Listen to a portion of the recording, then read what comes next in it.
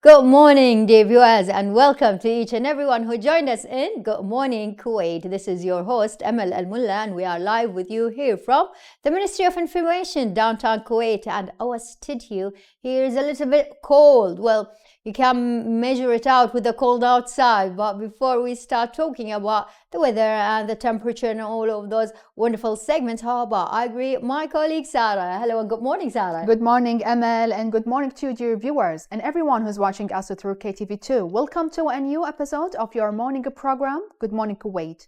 And today, as my colleague Amal said, we have various segments and special guests as well. So please keep watching us till the end of the episode.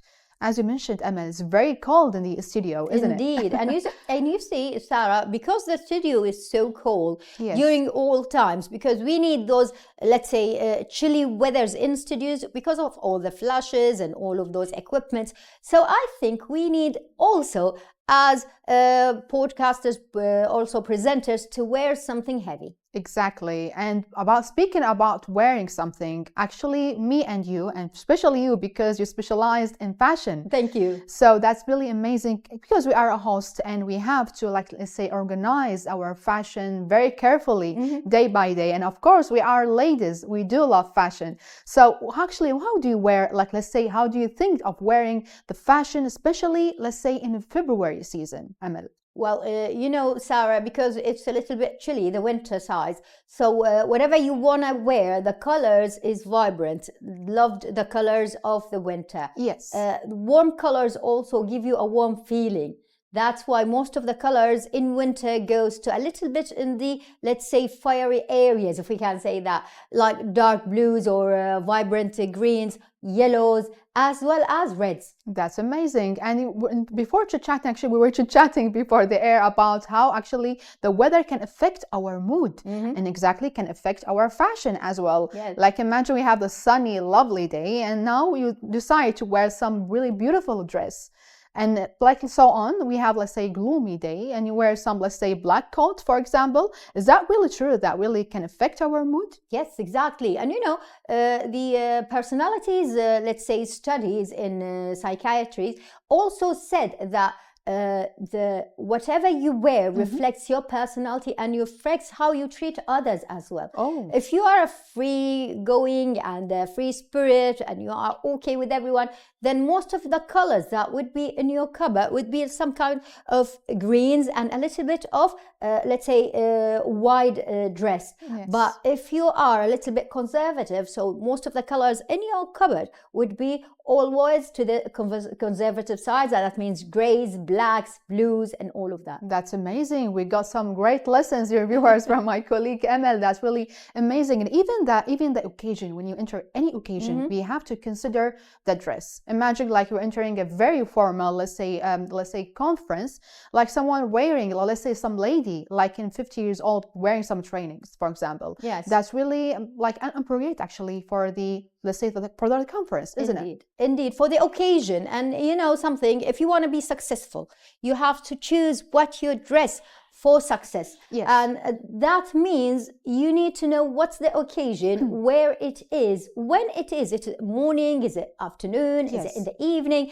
That would really, let's say, give you a little bit of hints on what to wear. And sometimes if you are really like working like us in presenting, sometimes you go out from morning until evening and you don't have any time to change or go home. So a little tips, always have a belt with you and a jacket, a long jacket and a small sweater. But this is our secret, Emel. Yes, exactly, as you said it. That's amazing, Emel. We do actually love fashion, and fashion really reflect our personality and reflect actually the mood of the others around us. That's amazing. Speaking about the fashion and speaking about the winter, so we have to check the weather forecast, isn't it, Emel? Well, the weather, as we all know, is cold and it's going to be colder. I know that the temperature today, the highest would be 21 and the lowest would be 9. But instead of checking the weather, because the weather outside is wonderful, so go and have a little cup of tea or break, we would like to celebrate February with a wonderful song. And we're back with you, dear viewers. And that one really, let's say, an enthusiastic song. We loved it and I really had that tune in. And speaking about a wonderful tune, Let's hear what Sarah, my colleague, has to say with the Kuna News. Thank you, Amal, for the introduction. And now with Kuna News. Kuwait's government looks forward to put in place a comprehensive national program based on a shared vision of the government's work plan and the legislative roadmap. His Highness the Prime Minister said on Monday the objectives of the legislative roadmap are in link with the government's work plan. His Highness the Prime Minister told the gathering of the chief editors of the local newspapers, underlining a sense of the eagerness for more cooperation with lawmakers in a bid to enact significant legislations. Kuwait's Abdulaziz Imad won the bronze medal on Monday in the 11th editor of the Fujairah International Taekwondo Championship. Imad said in remarks to Kuwait news agency Kuna that these achievements will only motivate him to continue training and prepare for upcoming tournaments and push for the more success. Chief of Cancer Anwar National Campaign CAN Dr. Khalid Al-Saleh announced that the opening of the Early Cancer Detection Clinic in Abdurrahman Abdul Ghani Center in Al Fayha as a part of the 9th Gulf Week for Cancer Awareness in cooperation with Al Fayha Health Committee. In his speech during the opening ceremony on Monday, Al-Saleh said this comes within the cooperation agreements signed with the committee aimed at increasing awareness regarding early cancerous tumors detection in Al Fayha area. Kuwait municipality announced on Monday that it adorned bridges and roads with the state's flags in preparation of the 63rd National and 33rd Liberation Day celebrations. Director of the Public Relations Department and the official spokesperson for Kuwait Municipality, Mohammed Al-Sindan, announced in a press release that 183 road advertisements have been installed throughout all governments of the nation, as well as 3,880 new flags, replacing old ones. He further urged citizens and residents to cooperate with the municipality bodies to maintain cleanliness of the public spaces. This is all the news we have for today, dear viewers. Don't go away. Let's have this little break and then we'll move on. Welcome back, dear viewers, and thanks to my colleague Sarah Al-Bakr on the headlines of Kuna News. There were such good headlines. And speaking about headlines, you know, the most important source of economy here in Kuwait is the petrol. And with us today is Dr. Dawood Bahzad, Acting Executive Director, AED Petroleum Research Center, with us to talk about all that we need on the petroleum and why do we need a research center. Good morning, Dr. Bahzad, and welcome to our Good Morning Kuwait program. Good morning, and it is my pleasure to be here with you just to give some background of Kuwait Institute for Scientific Research as well as for the petroleum sections. Well, thank you, Doctor. We know that the Kuwait Institute for Scientific Research is an establishment that's been going on since, let's say, ages. It was first established by the late Emir Sheikh Jabir Ahmed Al-Jabir Al-Sabah, may his soul rest in peace. And from that on till today, a lot of researchers and a lot of projects had been gone on the ground, if we can say, and grew up to give us a proud moment. The Petroleum Research Center was one of them, and it was, let's say, a pinpoint on that. Tell us, why was it first established and when was it established? Okay, I will give you something which I don't think anybody knows about it, because if you know, in 1958, this is a very old ages, during Sheikh Abdullah San al-Sabah, he was the one, he gave the idea for opening a center of research. That time. 1958? 58. Wow. At that time, his thinking was related to the science issues and some scientific background for Kuwait side. Then when it came to Japan Arabian company, they already started to initiate this, the Kuwait Institute for Scientific Research, in 1967. Yes. And at that time, it was only petroleum, agriculture, and marine. Yes. So, but they were focusing mainly on the petroleum side because at that stage it was all the production section and everything. Indeed. So the idea of a sheikh, it is being implemented. Right. Then, after that, Kuwait have to have the Kisr should be independent. So it was started to be independent on 1981. Yes. So when it started to be independent, now Kisr start to see the global issues. Where is it? And the need in Kuwait, where is it? What is it exactly? It has to be done. So we try to figure out exactly what is the need regionally, locally, around us in the GCC countries. Yes. Then they started to have the centers in the Kuwait Institute Scientific Research. Yes. And from that, we start to open like a strategy. Okay. The strategy started from scratch until now we are in the 9th strategic plan. Ninth. Wow. That's And it will be the 10th coming for next physical year. So this strategy, we start to open more centers. It was only petroleum and agriculture and marine. Now we have petroleum center, we have life science, we have energy, and we have water. Beside these centers, we have also the admins who are helping all each other. This is really I mean, you cannot imagine that the matrixing that we do between all centers just to help that the projects that comes to the Kuwait, how it can be beneficial for Kuwait, number one, and how it can be globally known internationally from our side to international sections. This is really a great history, Dr. Dawood, because taking us from 1958 till 2024 is a long way that Kuwait has really passed that road, and Yes. I'm proud that 9th, let's say, strategic plans with so many centers and so many focal points, if we can say that. Doctor, we know that the most important activity carried out by the Petroleum Yes. Center. Tell us about it. Yeah, of course, each center has to have a vision and a mission. Yes. And each have this vision. My mission, the vision, and for the center, which is the Petroleum Center, is that you have to be a center of excellence. Yes. And give some innovative solutions for in the petroleum. When I talk about petrol, that means I'm tackling only petroleum section, Okay. not just in local, everywhere. Internationally. as well. Internationally. Okay.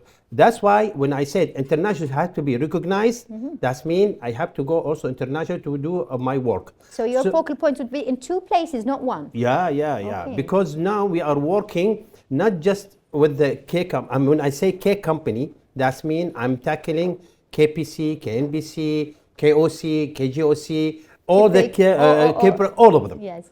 The downstream and upstream. Okay. So, but at the same time, I have also to make some relationship with the institute, with universities, with the petroleum section internationally. Okay. Plus the regional, which is the GCC countries. So all we go and work together for targeting the demand for the worldwide, not just only here. Yes. If you're talking to me about environmental issues, Yes. we are tackling that. Okay. If you talk to me that we have to reduce the sulfur, we are have projects on that. About the lead also. Lead, all that. Okay. So we have all these are like a project. So that's why when we have this, our vision and our mission, and here we opened programs. Okay. We call it. Yes. These programs serving either upstream or downstream. So I have a program which is called Enhance Oil Recovery. It's only, serving the upstream section. Yes. If I go for the downstream, I will have optimization, refining. I have 3 programs serving the downstream section. Okay. Okay. If I want to make intermediate, I have the corrosion, I have petrochemicals. Yeah. So these are serving the Kuwait oil companies. Indeed. Okay.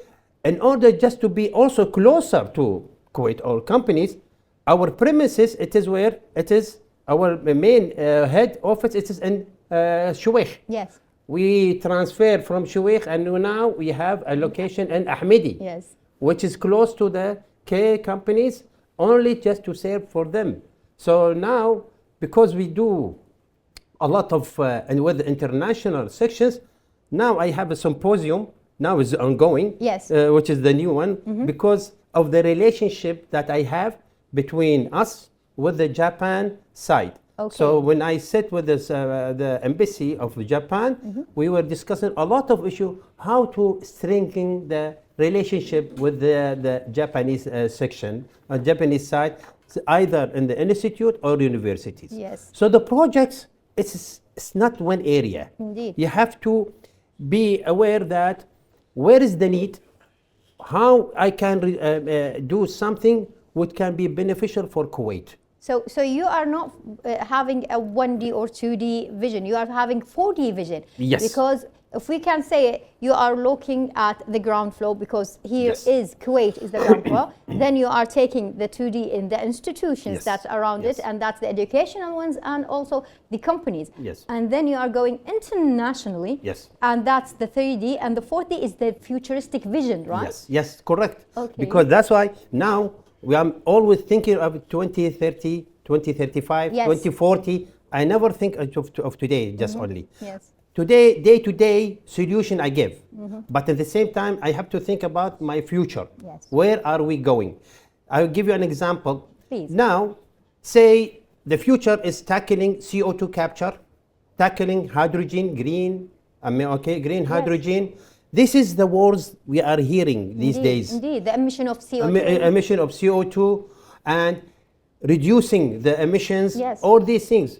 We are tackling this.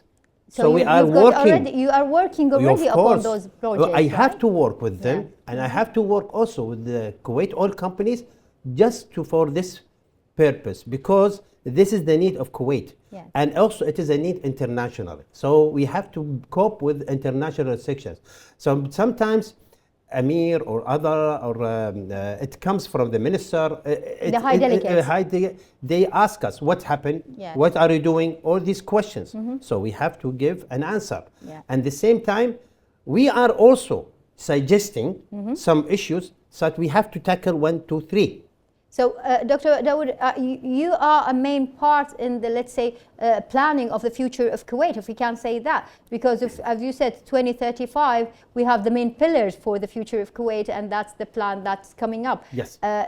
Let's get back a little bit to the symposium. I know that you are getting a symposium nowadays, and this is the one that we want to talk about. Tell us more about this symposium, when it's going to start, and what are the issues that's going to tackle? Yeah, the symposium, of course, this is because now we are in 21st symposium. Japan, the 21st? 21st Japan Kuwait Symposium. Okay. And it is related to the advancement of petroleum refining.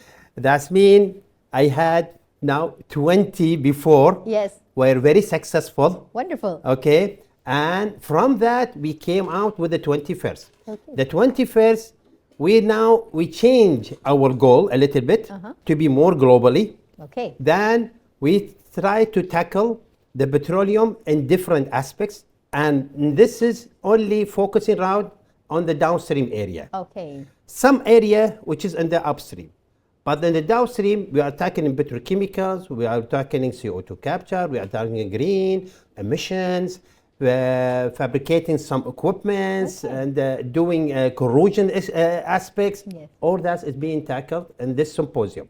This is the relationship that we had it since 1995 with the Japanese, and it is continuous. So from 1995 to 2024, you have held so many symposiums as well as projects with the emperors of Japan. Yes, projects. We had projects, training. Staff coming from Japan working with us. Okay. Staff from us going there and working there. So it's a bilateral. Win-win situation. Nice. So we have a lot of people already, a lot of our staff, because one our target is to motivate and develop our staff to go and take more knowledge, and it can be useful for the through the projects. Yes. So the projects are the project that is being conducted between us and the Japan side. Yeah. It was the beneficial for the K company, not just for us. So the K company, they used it. So this is the benefits of collaboration between us and Japan. So this is one of the benefits. If you can say more about the benefits in general to Kuwait. To Kuwait, because I give you one example right now. You know the Kibrik? Yes. Kibrik, which is the Al Zour refinery. Yes. We work with the refinery with the downstream area. Okay. Through Japanese, through us, a lot of projects. Yes. Until we figure out what is supposed to be in Al Zour refinery. Nice, because the Al Zour refinery, if we can say, it's one of the most successful recent Yes. projects that has happened now. I'm really happy with the Al Zour refinery because I was in deep and with this one, and I was encouraging to have it. Wow. And to done, because it will help Kuwait, it will help MEW, it will Yes. help everybody. Indeed. Because the projects that will come from that, it will help also MEW for the electricity. Yes. So at the same time, we had a lot of projects just to initiate this. So we this had is one benefit from the, one of the benefits, yeah. there are others, not just this. There Yes. are too many. So maybe it can be in the marine. Maybe it can be also in other areas. So it is not just petroleum. Yeah. So we had also in the area of the agricultures with the Japanese, with another centers. So we are working with the Japan side from different aspects, not just one aspect. So the But research thing that we are talking, we think that whenever we say the petroleum research, that you are researching how to benefit from petrol and how to do, but it's not that at all. No, because really, petroleum, there is a lot of issues in the petroleum. Yes. Okay, and petroleum. You see, people they think that petroleum is dirty. I can say right now, petroleum is friendly. Okay, This is friendly to the- the environment. Environment friendly to everybody. Okay. One time, I gave some petroleum to some of our colleagues. I said, "This is petrol, which is black, dirty, but how much you will get benefit from it? Yes. You don't know, because people they think it's a black things, it's only in the ground and so on, but it's not correct. The black gold. Black gold. Indeed. This is black gold. We have petroleum in everywhere, so we have to utilize it. Yes. And our petroleum is very good. It's not bad. Yes. Very good. We have 4 types. Each type have its own specification. Indeed. Its own sulfur content, asphaltene, everything. So if I want to treat this one or treat that one, so we have to know how can I treat. Imagine you are treating a person to go ahead and do something. So we are treating petroleum To go ahead and go do ahead and something. do some for us. This is a good example that we're treating the petrol to go out and do something for all of us. So whenever it comes to whom? To the public. Yes. So whatever you receive it for the public, like petroleum, gasoline, all these things, it's from all these things. This is really an interesting aspect of saying, Dr. Baz, that we know that yes, we are treating petroleum, but lately, let's be honest. Lately, a lot of talk has been on the stream, if we can say. A lot has been saying the emission from the cars is bad for the environment, so people are switching to hybrid cars or to electric cars, and petrol is not good at all. But you are saying no, that's not the truth about it. Yesterday we had one lecture. He was talking about the NHS, which is the environment, also about the environment Yes. emission, Yes. and how they will reduce the emission, okay, in the petroleum section, Okay. and can be utilized in somewhere else. Wow. Yesterday I have this About presentation this about this presentation. subject. Nice. And this was from the KMPC members. Okay. And they gave this kind of a presentation. So imagine this kind of knowledge is being transferred between all the countries, Yes. and between the Kuwait Oil and some of our private companies. They will help, Yes, definitely. definitely. By the end, who's going to be the benefit is Kuwait. Indeed. By the end, the emission will be reduced. Yes. By the end, the environmental issue will be good for us, because the environmental, we have to reduce the sulfur to the lowest level. Yeah. We have to reduce the emission to the lowest level. So how we can do that? It's a huge project. It has to be done until you reach to this. We have not reached to 9 strategic plan without knowing all these things. Our vision Yeah. is until 2035, 40, Yes. because that we know what we have to tackle by the end. I know we have day-to-day problems, Yes. and we resolve it, and which is normal. We work with the KOC to increase the production. Yes. We work with the KMBC to enhance the products Yes. and enhance the processes. We work with the private companies to provide whatever they have so we can utilize it in the reactors. Now we have a new technique that I can do a scanning for reactor and see where is the problem. Wow. So These are new things. this is the new technology, the area of new technology. It's a new technology. Dr. Nobody knew. No, Dr. Dawood, it's always a pleasure to have you with us and talk to you. And to be honest, for me, I have so many and so much more questions, because this is, if we can say, this is the essence of Kuwait's richness. Petrol was the pinpoint that took Kuwait from the past to the future. It was the, let's say, the mark that made Kuwait what it is right now. Great thanks to you, Doctor, and to your colleagues in the institutions and in the research center for all the effort that you give us, and also for being here with us and giving us a glimpse of that effort. I really thanks everybody. I really also thanks my colleagues who are working in the Petroleum Research Center. Yeah. They are very active people. I have researchers, I have professionals, I have technicians. All of them, I can say they are expert in this area, and they can provide whatever it is needed and whatever the Kuwait is required, so they can give the best of the best to the Kuwait. Thank you, and we want those best of the best of the best. Thanks a lot, Dr. Dawood, for being here with us in Good Morning Kuwait. And viewers, thank you for joining us and giving us a little of that time to talk more about this side of Kuwait, the research and petrol. A great thanks to our guest, Dr. Dawood Bahzad, Acting Executive Director, AED Petroleum Research Center from Kisa. And you know, those things that are happening here in Kuwait, it's not just one or two, let's say, projects. We've got a lot. So the first Injaz Kuwait exhibition included many field training opportunities with the participation of more than 20 companies, granting more than 100 field training opportunities to graduate students. Through the following report, we will learn more about this exhibition. Hello, this is Sara from Injaz Kuwait, and today we're at Injaz Kuwait's first ever internship fair here at Movenpick Badr. Today we have a diverse set of companies participating today with over 100 internship opportunities.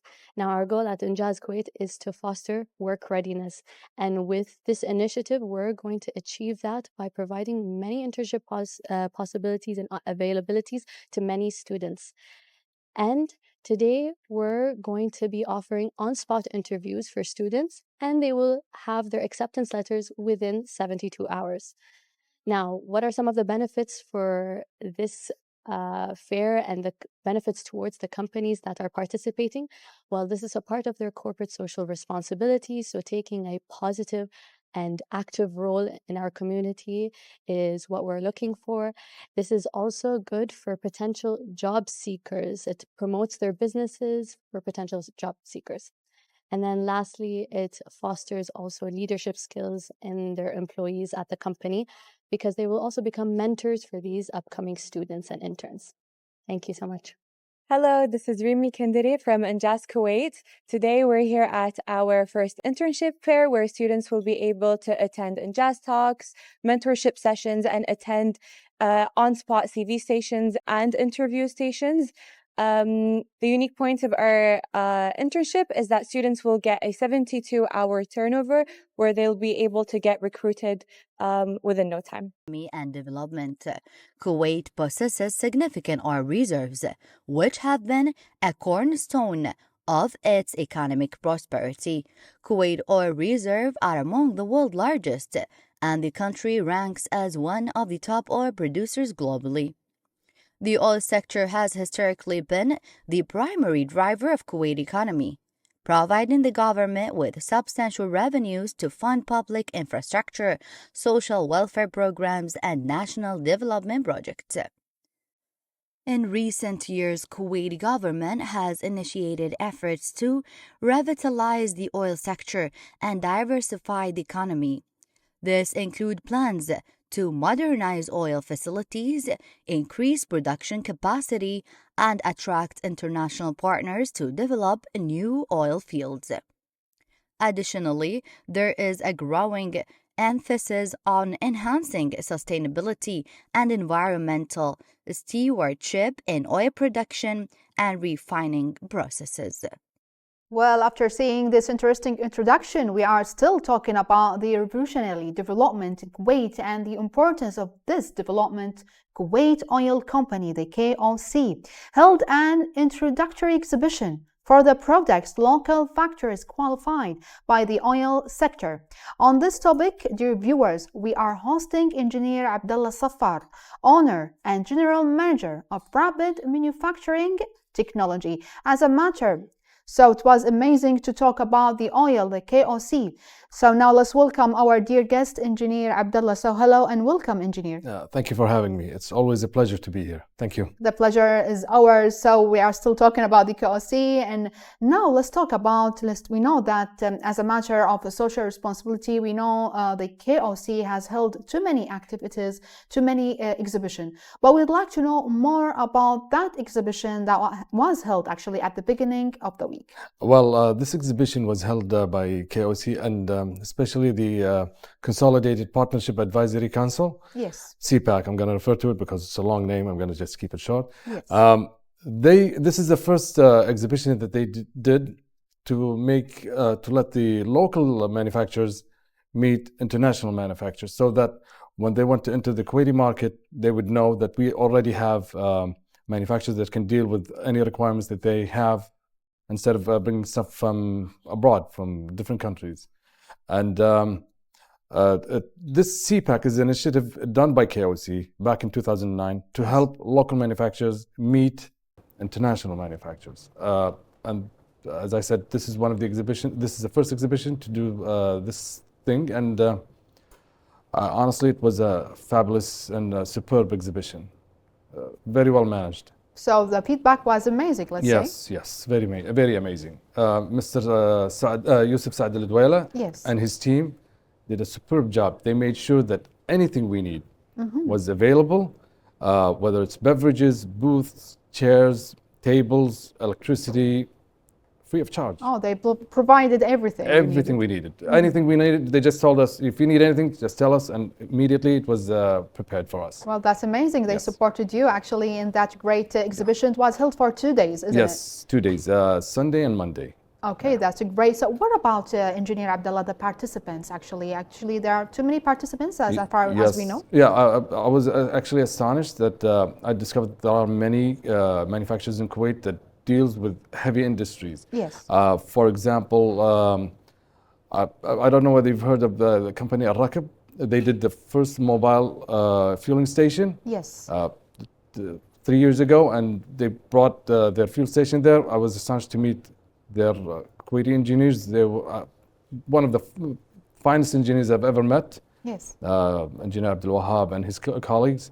Mr. Saad Al-Qattan, the owner of the company, I had the pleasure of meeting him. People I've already heard of, finally I got to meet. That's amazing. So to speak, they were kind of my heroes. Yes. And I got to meet them in person. Yeah. That's great. So what about the companies, Engineer? Too many companies actually were participated? Yes, like for example, Kulex, to name a few, Kulex, Al-Mulla Industries, forgive me, I don't remember many names, but these are the two companies that I've actually had a dealing with, and we were capable of collaborating with. Yes. These are the participants in the exhibition itself. There are many other companies, and I do apologize to them that if I don't remember their names. There are too many actually. That's why actually you forgot their names. Yeah. So let's talk about the quality actually of participation. Engineer, you told us actually too many participants where they actually forgot their names as well. So let's talk about the qualifying of that participation. The whole, in order for you to be an exhibitor there, you had to be qualified by the key companies. Okay. Now, all of the companies there were qualified. CPAC did a smart move. They invited international companies to show them how to register. They gave a lecture, 2 hours lectures, how to register, what are the benefits, how to do all of these things. And they told us, participate in this exhibition to show your products. So they came to learn about how to participate. They got to see us there. So it's like hitting 2 birds with 1 stone. So they knew that we were here, and they got the needed information to register and participate in tenders for the key companies, all of the key companies. That's amazing. And Engineer Abdullah, we know that these kind of exhibition can really help the Kuwait Petroleum locally and globally, isn't it? Yeah, it helps the oil companies in Kuwait to develop, have a supply chain, to solve the supply chain issue. Yes. So instead of ordering from outside, the international companies will have all of their requirements met locally. So speed in development, manufacturing, and upgrading whatever systems that they have. Yes. And we took this opportunity as an RMT representative to show them the benefits of Industry 4.0, where you can create smart factories, smart workshops, and most importantly, the benefits of additive manufacturing comparing to the conventional method of manufacturing. Yes. Yeah. So it's like let's elaborate more about the globally how actually can really support the Kuwait petroleum product actually specific globally. Well, as I said, these international companies, when they sign a contract with any of the key companies, they can, instead of having to reach out and then take time to go back and forth, will you provide it, how long will it will take? It's going to be done all locally. They just pick up the phone, give one of these companies a call. Do you have it? Yes, we do. Visit them, check everything, and it takes a matter of, let's say, days instead of months. Yes. And everything will be done. Development in this case takes a shorter period of time, so you don't have to spend waiting for time difference and calls and stuff like that, emails to arrive. Yes. Just visit them, and the upgrades and development will be done instantaneously. That's amazing. Yeah. So we speak about, let's say, the factors, the local factors. We'd like to know more about, let's say, the local factors can really support, let's say, side by side by, let's say, the oil sector for sure in Kuwait here. Yeah, that is true. The manufacturers, when I first went to the exhibition, and I was like, okay, my company is going to be there. Let's see who's there, who else is there. And I saw major companies. I was like, oh my God, these companies are so big, so major.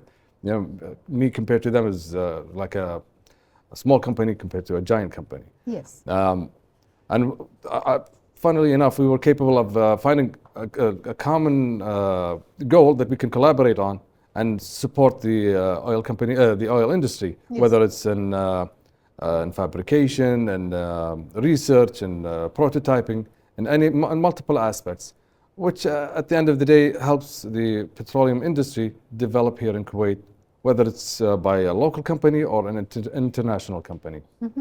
To be supported either whether here actually or in the outside. Exactly. Yeah. So how actually widespread are the Kuwaiti petroleum industries?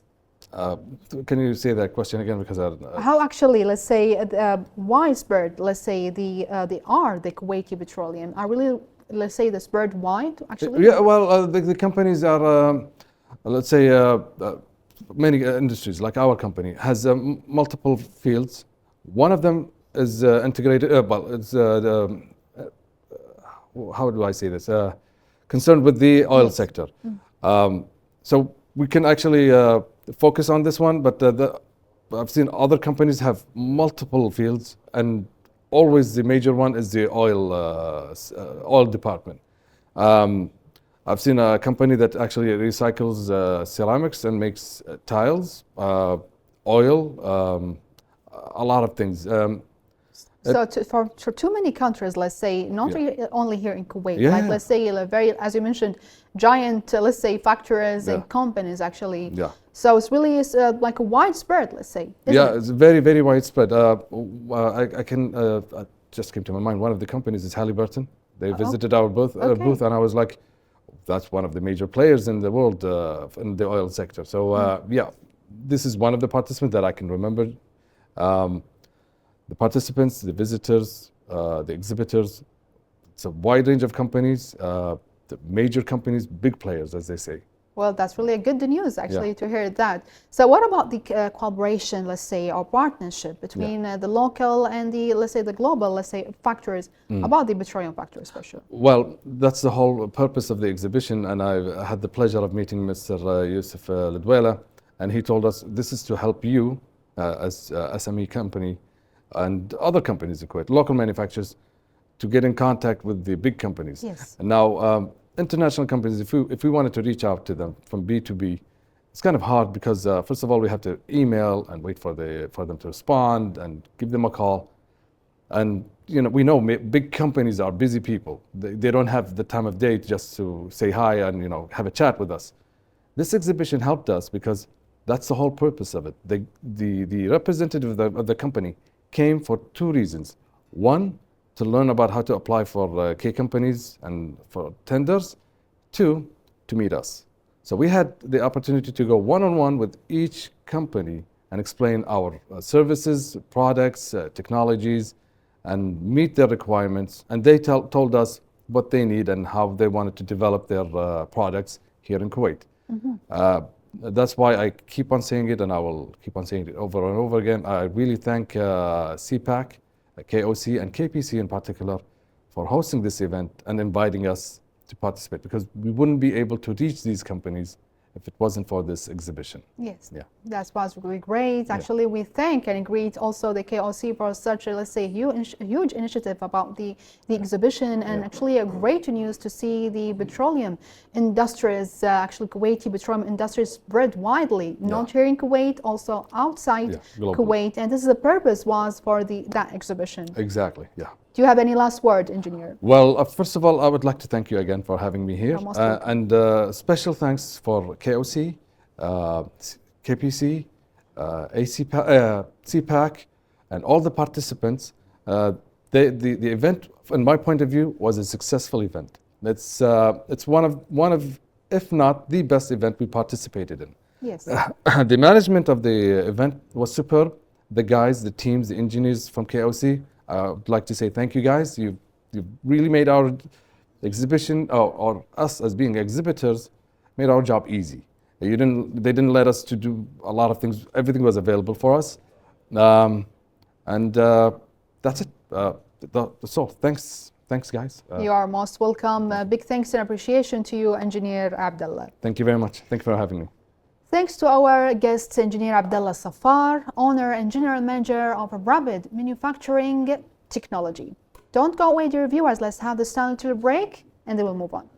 Well, dear viewers, that was really an interesting interviews today with the petroleum side, if we can say, and that's, let's say, the livelihood of Kuwait. The beginning of Kuwait's future was with that in, I think, 1899. So, Sarah, I think that was a great interview. Thank you. And to the engineer with you. Well, thank you for you. Actually, Emel, it was really a great episode. I hope you enjoyed it as much as we did. See you for next time, and have a lovely day. From all of us here from Good Morning Kuwait crew, the director, producers, and as well, we are having you a great time and wishing you a farewell.